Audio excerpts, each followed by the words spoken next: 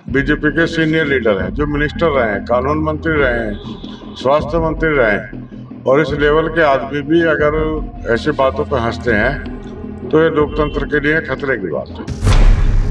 बिल्कुल ऐसा तो कोई भी सही नहीं करा, मैं क्या बीजेपी वाले भी सही नहीं करे। ये प्रमोशन मिलता होगा, लेकिन अब जनता सब समझदार है, सब टीवी देखते हैं, सब अखबार पढ़ते हैं। ये नाम कमाने के लिए और बहुत काम है, अच्छे काम करने चाहिए, अच्छी बातें करनी चाहिए, नाम उनमें भी हो सकता है। और मुस्लिम नेता ही नहीं, हिंदू नेता भी बोल रहे हैं, जो दूसरी पार्टी के लोग हैं वो भी उसका विरोध कर रहे हैं, वो भी उसकी मजम्मत कर रहे हैं। अगर मैं इस तरह की भाषा का इस्तेमाल करता हूँ तो मुझे सबक सिखाना चाहिए, मुझे उसकी सजा मिलनी चाहिए।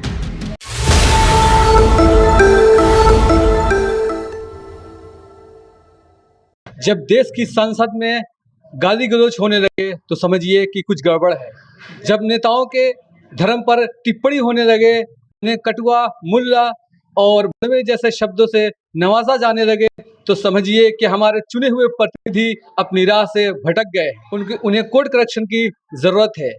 आज हमारे साथ हैं पूर्व विधायक चौधरी मतीन साहब से हम पूछेंगे कि जो घटना घटी है संसद के अंदर उस बारे में ये क्या कहते हैं, उनकी क्या राय है। तो आइए चलिए मिलते हैं इनसे।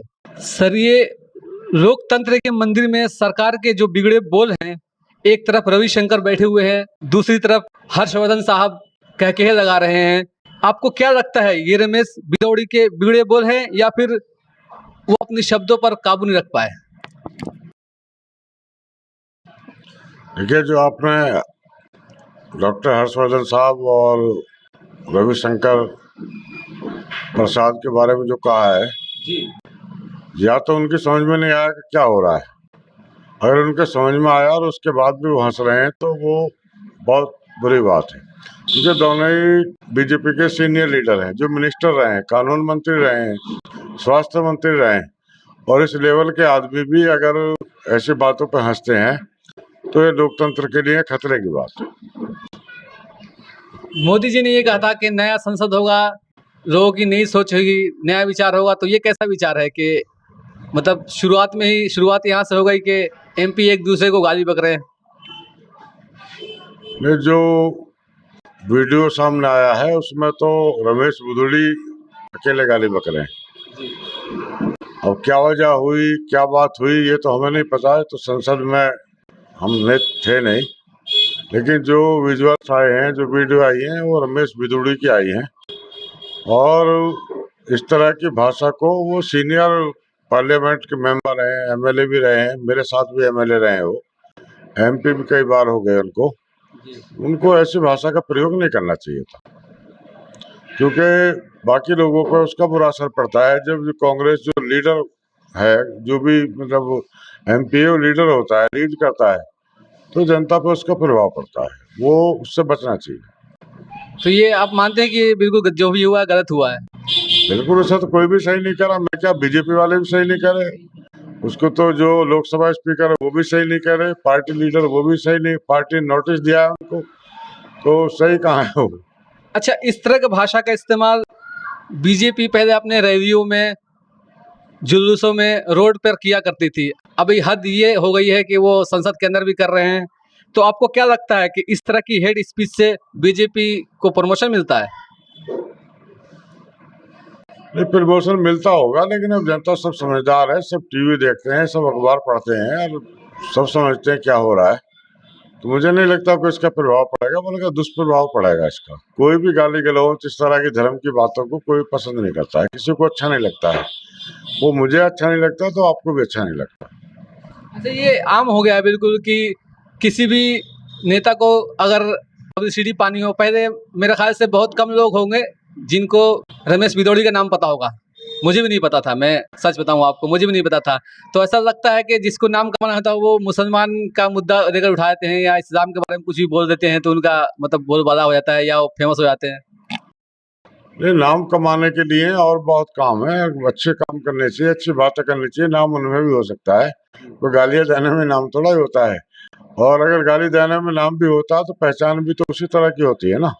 तो लोग ये कहेंगे ना, गाली दे रहे थे, ये वहाँ पार्लियामेंट में इस तरह की बातें कर रहे थे जो ठीक नहीं थी, तो बात अच्छी करनी चाहिए।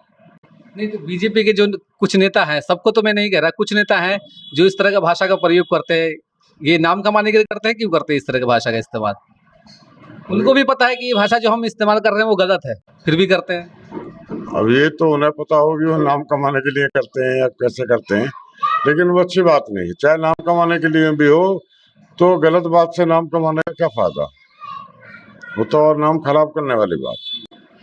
अच्छा, आखिरी सवाल मेरा आपसे ये है कि देश के मुस्लिम नेता जो है, जितने भी मुस्लिम नेता हैं, उनको क्या करना चाहिए? आज उनके साथ हुआ, दानिश अली के साथ, कल किसी और के साथ भी हो सकता है। देश के मुसलमान नेताओं को युद्ध थोड़ा ही लड़ना है, कोई जंग थोड़ा ही लड़नी है। नहीं, लड़ना नहीं है। नहीं, उसका विरोध तो कर ही रहे हैं, सब विरोध कर रहे हैं। जो पॉलिटिकल उसमें विरोध होता है वो कर रहे हैं, सब बोल रहे हैं। और मुस्लिम नेता ही नहीं, हिंदू नेता भी बोल रहे हैं। जो दूसरी पार्टी के लोग हैं वो भी उसका विरोध कर रहे हैं, वो भी उसकी मजम्मत कर रहे हैं। इसमें हिंदू मुसलमान की खाली बात नहीं है, ये तो संसदीय परंपराओं की बात है। हमारे देश में जिस तरह लोग मिलजुल कर रहते हैं, एक दूसरे का सम्मान करते हैं, उस सबको ठेस लगी है, तो सबको तकलीफ है उसको। अगर कांग्रेस सरकार आती है तो क्या कांग्रेस सरकार इन नेताओं पर लगाम लगाएगी जो इस तरह के हेट स्पीच देते हैं? अगर कोई सड़क पर जा रहा है, किसी को गालियां देने लगे या पार्लियामेंट में खड़े होकर कोई गालियां देने लगे, उस पर लगाम कैसे लगाएगा? उसकी लगाम तो यही है कि उसको पनिश किया जाना चाहिए, सजा मिलनी चाहिए। जो भी गलत करता है वो कोई भी हो, चाहे मैं भी हूँ, अगर मैं इस तरह की भाषा का इस्तेमाल करता हूँ तो मुझे सबक सिखाना चाहिए, मुझे उसकी सजा मिलनी चाहिए। अगर उन्होंने गलती करी तो उनको चाहिए कि संसद से उनको बर्खास्त कर दिया जाए कुछ दिन के लिए। स्पीकर है, उनको उस पर फैसला लेना चाहिए। जिस तरह आगे कोई इस तरह की कोशिश ना करे बदतमीजी करने की, अगर उनको उसके सजा मिलेगी तो आगे आने वाले टाइम में वो ठीक रहेगा। चलिए, आपने अपना कीमती वक्त हमें दिया, इसके लिए बहुत बहुत शुक्रिया। तो ये थे हमारे साथ पूर्व विधायक, सीरमपुर पूर्व विधायक जनाब चौधरी मतीन साहब। कैमरामैन आरिफ के साथ मोहम्मद इम्तियाज रोहतासी। अगली वीडियो में फिर मिलेंगे, तब तक के लिए जय हिंद।